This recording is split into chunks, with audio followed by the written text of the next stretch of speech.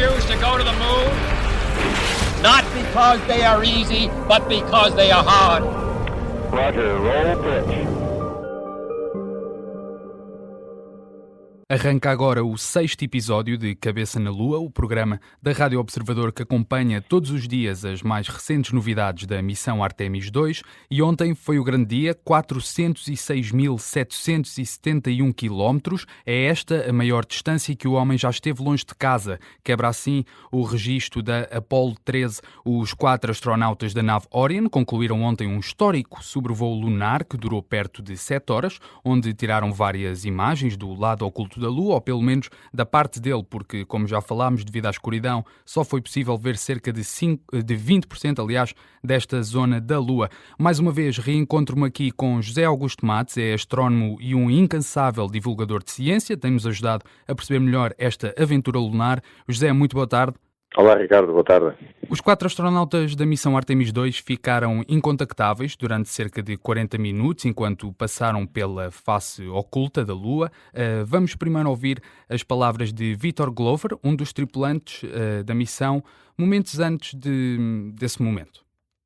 And so, as we prepare to go out of radio communication, we're still to feel your love from Earth.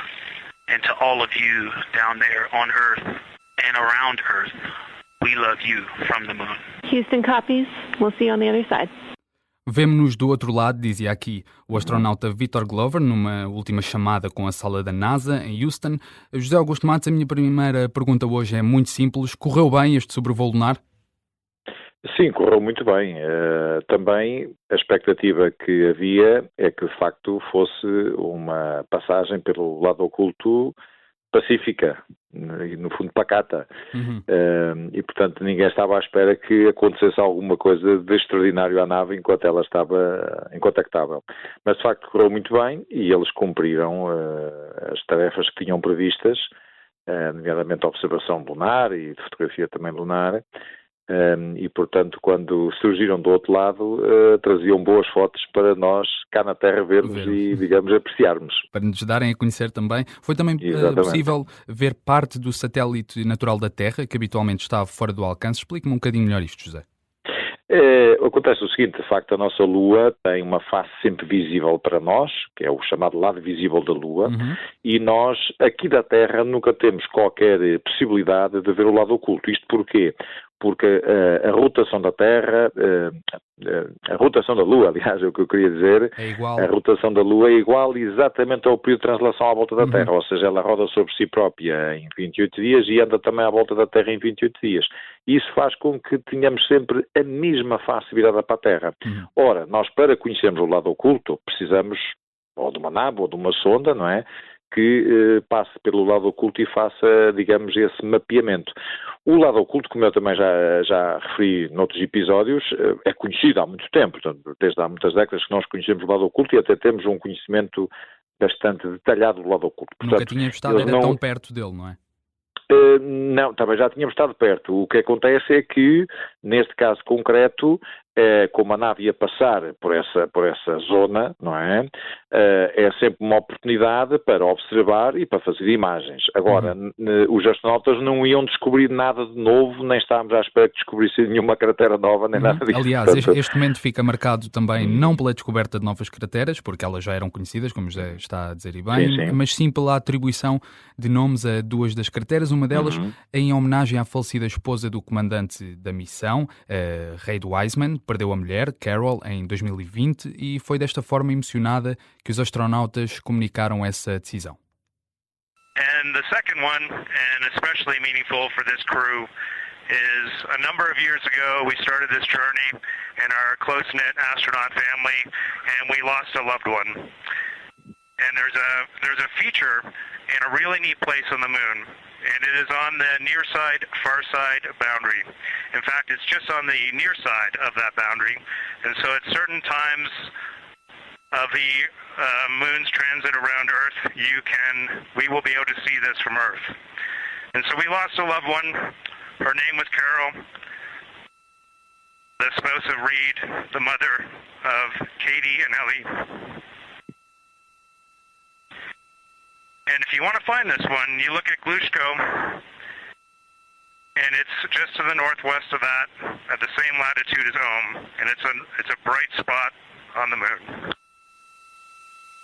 And we would like to call it Carol, and you spell that Carrorl.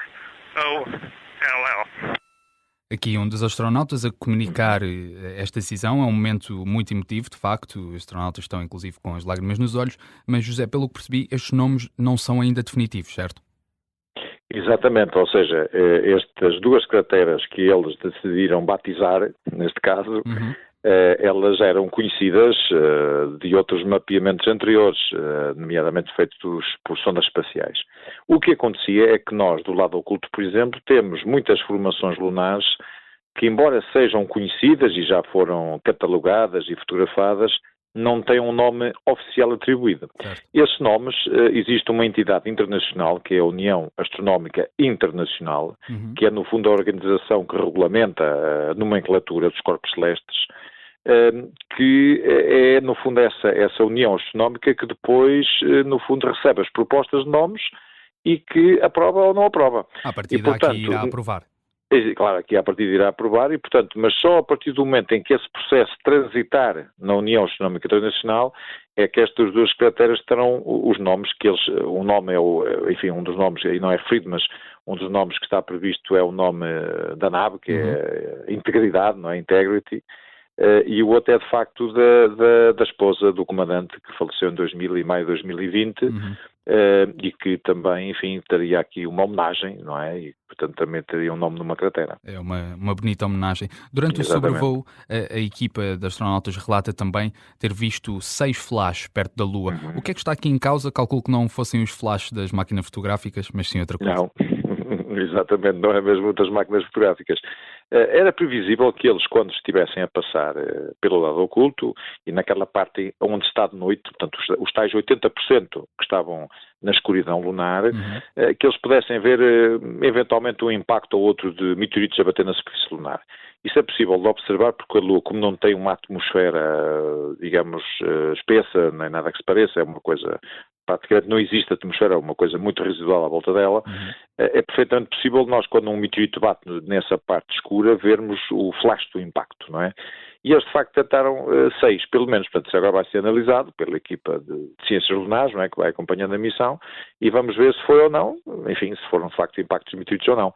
Mas, de facto, era também algo que era expectável. Portanto, não é, nesse aspecto também não houve grande surpresa nesse tipo de observação. Também, durante o período que estiveram do lado oculto da Lua, viram algo nunca antes visto, pelo menos desta forma, um eclipse solar. O que é que acontece neste momento, José? Bem, foi interessante essa observação e a imagem já foi divulgada no site da NASA. Porquê? Porque há um momento em que, de facto, eles, quando estão do lado oculto, devido ao alinhamento entre a nave, a Lua e o Sol, a Lua fica a tapar completamente o Sol.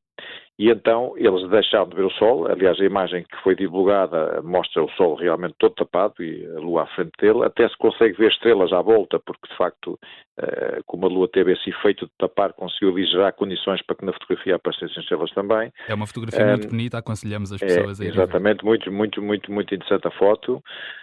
E o que é possível estudar durante esse fenómeno? Uma coisa que nós também fazemos aqui na Terra, quando há eclipses, aliás, este ano vamos ter um eclipse em agosto, que vai ser total em Espanha, é estudar a chamada atmosfera solar, a chamada coroa solar, que é a parte mais externa da atmosfera solar, no fundo. E, portanto, isso, neste caso concreto, foi fotografado e poderá ser estudado pelos cientistas que se dedicam, digamos, à astrofísica solar, no fundo, poderá ser estudado por eles e, portanto, também é uma imagem muito bonita. Outra imagem também muito interessante e muito fantástica, que foi divulgada mesmo agora há pouco tempo, durante a nossa tarde aqui, foi a imagem quando a nave está a dar a volta à Lua e, no fundo, vê a Terra a pôr-se no horizonte lunar. Há uma imagem neste momento também que já foi divulgada, também fantástica, realmente de uma grande beleza, em que vemos justamente a nossa Terra pouco a pouco a desaparecer. Exatamente, da forma que vemos a Lua, não é? Em crescente, exatamente, e vemos ela desaparecer no horizonte lunar. Portanto, também é muito interessante essa foto, uma foto muito bonita, conseguir durante. Portanto, digamos que eu diria que do ponto de vista turístico a viagem também teve os seus pontos altos. Essas imagens que estamos a referir têm sido partilhadas pela NASA, mas também pela Casa Branca, e passados os tais 40 minutos as comunicações voltaram a ser restabelecidas e uma das primeiras pessoas com quem os astronautas falaram foi precisamente o Presidente dos Estados Unidos, Donald Trump, que disse deixaram toda a América orgulhosa. José, isto é também de facto uma grande vitória e um momento histórico para os Estados Unidos. Sim, em certa medida é, e de facto essa comunicação que eles tiveram com o Presidente Trump era expectável, porque de facto o Super Bowl foi bem sucedido e era expectável que o Presidente os elogiasse e, claro, portanto, e que lhes desejasse a melhor sorte do mundo no regresso. Mas sim, é uma projeção porque, embora o programa, eu também já o referi aqui noutros episódios, embora o programa seja um programa internacional, porque, por exemplo, nós temos a bordo um astronauta canadiano, não é? E, portanto, exatamente. isso noutros tempos não acontecia, não é? De facto, o programa Apollo foi um programa exclusivamente americano, não havia outros países envolvidos no programa Apollo. Neste caso, não. Neste caso, nós estamos, de facto, a falar de um projeto muito mais abrangente, de caráter internacional, em que um canadiano está a bordo e no futuro teremos com certeza um japonês e um alemão, um francês, um italiano, enfim, também vamos ter astronautas europeus em futuras missões Artemis. De facto é um pouco isso, mas de facto os Estados Unidos são o parceiro principal. No fundo, são eles o ator principal nesta questão. E sendo assim, era natural que o Presidente estivesse contente e satisfeito, enfim. Aliás, ainda por cima, numa altura que estamos em plena guerra, não é? Sim, portanto, mesmo até internamente, um bocadinho. Internamente é uma coisa boa um de bocadinho à comunicar. lógica da guerra, exatamente. Exato. Entretanto, José, avizinham-se agora pelo menos 2 dias de viagem, como José já disse, mais pacata, digamos assim. A nave já está agora, e confirmámos isso mesmo há pouco em live, a 60 mil quilómetros da Lua. Saiu, portanto, da zona gravitacional da Terra e começa agora a ser mais puxada, aliás, saiu da zona gravitacional da Lua e começa agora a ser mais puxada pela Terra. Exatamente. Ela, neste momento em que falamos, está a 62.938 km da Lua. Já foram mais de 2.000 km desde a última vez. Exatamente. O que é que isto quer dizer? Que ela aqui nesta zona, justamente dos 60 mil km, é quando a gravidade da Terra volta novamente a prevalecer na trajetória da nave. Ou seja, ela até agora estava a ser influenciada principalmente pela gravidade lunar, não é? A partir deste momento a Terra vai começar a exercer uma influência mais significativa sobre a trajetória da nave. Portanto, ela vai começar agora, pouco a pouco, a sentir cada vez mais a atração gravitacional da Terra. E, portanto, embora a Lua ainda esteja lá, e claro que o campo gravitacional da Lua chega até a Terra, aliás, faz marés no mar, não é? Mas, de facto, continua o que a é que exercer acontece? influência sobre a nave, portanto, não é? Continua, mas já não consegue, vamos lá ver, puxá-la novamente para trás, vamos assim dizer, não é? E, portanto, o que acontece é isso, é que a Terra agora vai começar a puxar cada vez mais, e a trajetória será agora ditada pela gravidade da Terra e não tanto pela gravidade da Lua, porque, por exemplo, ontem no sobrevoo, todo aquele sobrevoo que ela faz é claramente determinado pela gravidade lunar. Portanto, a Terra pouca influência tem naquela situação. Certo. Aqui não, agora ela já passou os 60, neste momento está a 63 mil quilómetros e, portanto, já a Terra começa novamente a predominar na trajetória, não é? E ela agora cada vez vai ganhando mais velocidade, até que quando chegar cá, a reentrada vai ser, aqui em Portugal vai ser de sexta passada, portanto, nós aqui, quando eles tocarem no Oceano Pacífico, já será aqui em Portugal 1h30 da manhã, mais ou menos, será na madrugada de sábado, mas de facto ela até chegar às proximidades da Terra, vai agora ganhar cada vez mais velocidade, porque de facto a Terra vai prevalecendo, e ela vai acelerando em direção à Terra. Já vamos também falar dessa reentrada na atmosfera. Agora, nestes dias mais pacatos, como temos referido, algo que podem aproveitar para fazer é exercício, uma coisa que ainda não falámos aqui no podcast e que eu tenho alguma curiosidade. Eles têm de fazer pelo menos meia hora de exercício por dia, têm inclusive lá umas máquinas para ajudar a mexer os músculos, para tentar evitar graves lesões musculares. O que é que acontece aos músculos quando se está no espaço, José? Bem, o corpo humano, de facto, não é um corpo feito para estar no espaço. É feito para andar na Terra com peso e num ambiente com gravidade, como é o caso terrestre. E, de facto, houve uma preocupação nesta missão Orion. Isto nas missões Apollo não acontecia, porque a nave também, o espaço habitável era menor. Nós passamos já agora uma coisa curiosa. Uma nave Apollo tinha, em termos de espaço interior, tinha 6 metros cúbicos. A Orion tem 9, portanto, conseguimos aumentar em 50% o espaço habitável no interior de uma nave destas. Exatamente, e portanto dá para instalar outras coisas que a nave Apollo não tinha, não é? E uma coisa que foi instalada foi um equipamento que é o chamado volante de inércia, que é no fundo um pequeno equipamento que está de facto montado dentro da nave e que permite que o astronauta fixa, por exemplo, os pés sobre a base daquele equipamento, aquilo depois tem um cabo e tem depois um apoio na ponta do cabo, exatamente, que pode ser puxado. E mais, esse cabo e o equipamento em si oferece resistência a esse puxão. Ou seja, o astronauta de facto tem que fazer força para conseguir puxar o cabo. E portanto, foi isso que foi usado nesta missão. Embora, meu caro amigo, nós aqui neste caso, a viagem não é muito prolongada. Estamos a falar de uma viagem que, neste ambiente de imponderabilidade, não ultrapassa os 10 dias. Sim. É muito pior na estação espacial, por exemplo, em que estão 6 meses, 7, sim. enfim. E vêm com mais lesões, com mais mortes. Um ano inteiro, aliás, aqui a nossa caríssima astronauta que está a bordo tem 328 dias à volta da Terra. Portanto, aí é muito mais complicado. Embora aí eles também têm outro equipamento para exercício físico, mais, digamos, mais elaborado que não tem na nave Orion, não é? Mas pronto, é a primeira vez que uma nave que vai à Lua leva um equipamento para fazer ginástica, justamente essa meia hora, que é de facto o que é aconselhável neste caso, mas não é expectável que eles, por exemplo, na nossa madrugada de sábado, quando saírem para fora da nave, eles estejam, digamos, que seja preciso pegar neles ao colo, vamos assim dizer. Porque não é? já vimos essas Portanto, imagens noutras situações, não é? Quando regressam, nem conseguirem andar. Exatamente, ou seja, aqui a permanência no espaço não é assim tão elevada que eles se ressintam tanto no regresso à Terra. Claro que também estamos a falar de pessoas que estão treinadas e preparadas, não é? São pessoas com uma preparação acima do normal, claro. Não é? Não sou eu, nem o meu caríssimo, que vamos estar 10 dias no espaço, não é? Claro. E voltamos inteiros, não é? Mas de facto, aqui não, aqui eles têm essa preparação, mas têm esta novidade, de facto, tiveram um equipamento para desenvolver exercício físico dentro da nave. É a preocupação também com o corpo no espaço, também o temos cá na Terra, sim, cada vez mais. É porque a ideia fundamental aí é que nós estamos aqui a falar, que é, de facto, o corpo humano num ambiente de imponderabilidade, de ausência de peso, os próprios músculos, enfim, todo o sistema musculoesquelético não vai fazer grande esforço, não é óbvio, não é? Porque está naquela situação de ausência de peso. E isso tem consequências... Claro, exatamente, tem consequências a nível do sistema musculoesquelético, porque o nosso sistema musculoesquelético está, digamos, construído para trabalhar com peso e trabalhar na Terra. Sim. E, portanto, quando estamos numa situação dessas, obviamente que o corpo humano adapta-se, tudo bem, mas no regresso é que as coisas complicam-se, porque quando voltamos a ter peso, os músculos já não estão habituados a esse peso. E, portanto, há um choque grande, não é? Contaram-me também que, mesmo a nível ósseo, por vezes a coluna dilata e depois nem sempre consegue voltar ao sítio.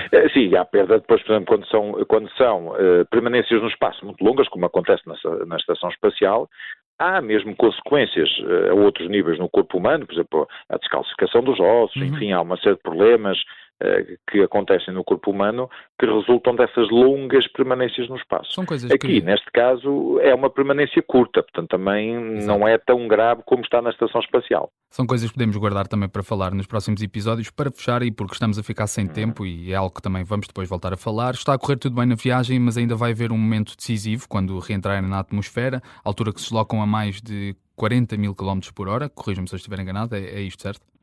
Sim, próximo dessa velocidade, sim. Próximo desta velocidade. O que é que tem que acontecer, de forma muito breve, para ser uma reentrada perfeita?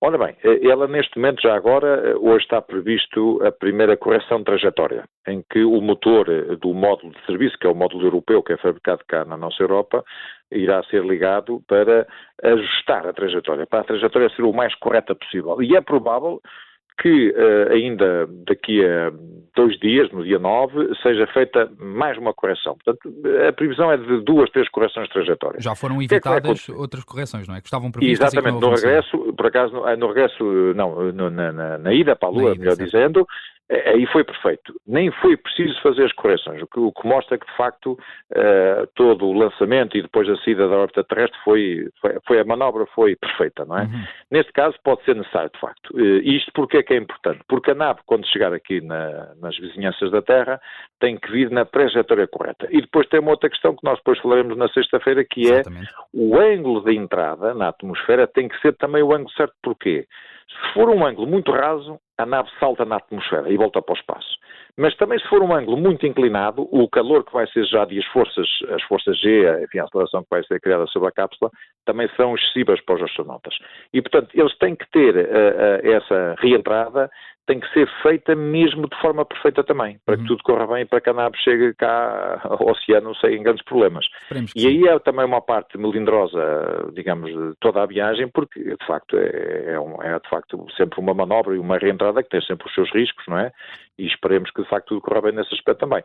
Mas aí cá está, aí a nave depois vai manobrar quando já também estiver perto da Terra, ela depois vai largar o módulo de serviço europeu, esse vai ser descartado, não é? Portanto, só a parte habitável é que vai entrar, e ela, de facto, terá que estar perfeitinha na sua trajetória e terá que ter o ângulo certo para, de facto, entrar no sítio certo e também aterrar no sítio que está previsto, porque já estão à espera deles, não é? No oceano, claro. E, portanto, exato. Ela tem que aterrar no sítio previsto. Portanto, isto é tudo, tem que ser tudo calculado ao pormenor. Falaremos desta parte melhor no episódio da manhã. Fica por aqui mais um episódio de Cabeça na Lua. Eu sou o Ricardo Lopes, esteve comigo à conversa o astrónomo José Augusto Matos. Obrigado mais uma vez, José, é sempre um gosto. Nada, Ricardo, é um gosto. Até a nave já está a voltar para o conforto do planeta Terra, mas ainda vai longe, portanto, na Rádio Observador nós estamos de volta amanhã para acompanhar o que resta desta viagem. We choose to go to the moon, not because they are easy, but because they are hard. Roger, roll pitch.